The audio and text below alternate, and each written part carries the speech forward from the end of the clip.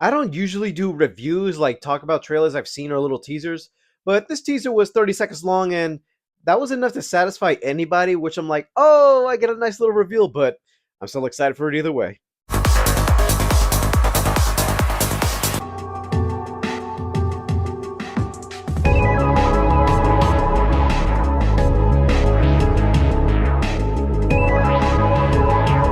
Hey, what's up, you guys? It's me, Dear KD Review, back again with another video. So we got a little first mini teaser for Lilo and Stitch. I'm assuming they released this now because Moana 2 is coming out on Wednesday this Thanksgiving season. And I have a feeling like, oh, they didn't have another trailer to show for the next movie. I assume it would have been maybe Zootopia. But I guess they're doing Lilo and Stitch. And part of me feels like this was meant to be before Mufasa. As for the teaser itself, it's a little bit short and simple, like those little pre-Disney trailers they put out before movies. Like they already have Hawaii showing off in the distance. You see the Disney castle made out of sand, and you see Stitch in his full CGI form.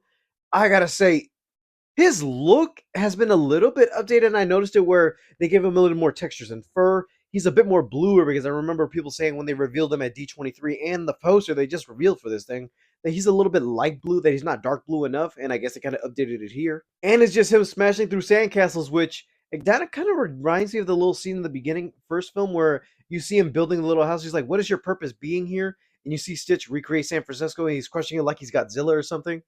For the little bit we've seen of him, he looks perfect. He's exactly the character we've seen in the original film. And I kind of want to give my thoughts on this whole Lilo and Stitch live action remake thing.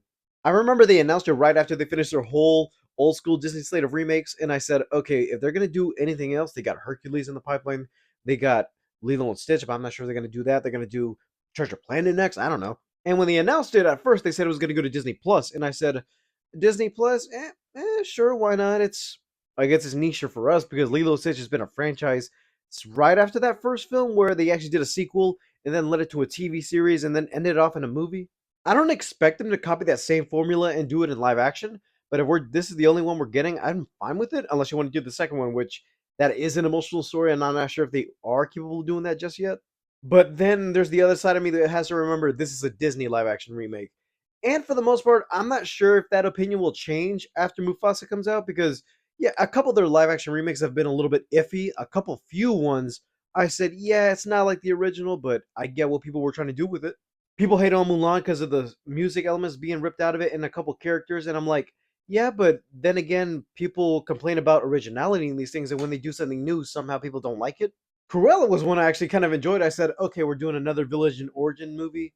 I like Maleficent, and I kind of want to see what they could do with another Disney villain, especially since she murders dogs. And I'm like, okay, let's see how this goes. They changed a little bit of the dog element, but besides that, that was still the character. But their next live action film before this one is Snow White, and when I look at that trailer, I'm like, okay, I'm not down for it. I didn't grow up with it. Like I know the story and everything, but then this story doesn't compel to me because I'm like, yeah, it's classic. Same way I feel about every other remake they do of Cinderella, which the Disney one they did, it was interesting when they kept going back into the stepmother's lore. And I'm like, okay, that's something we haven't seen before in the movies. And okay, that's kind of a way of putting it. But back to Lilo and Stitch for a second. It was meant to go on Disney Plus. Now it's getting a full live action release. Part of me wonders if they're going to include everything from that movie because you have to remember there's a whole other world out there with aliens. We have a couple characters that we haven't seen yet, but they announced the voices for, but I'm not sure who would translate better than the other playing Jumba and Pleakley.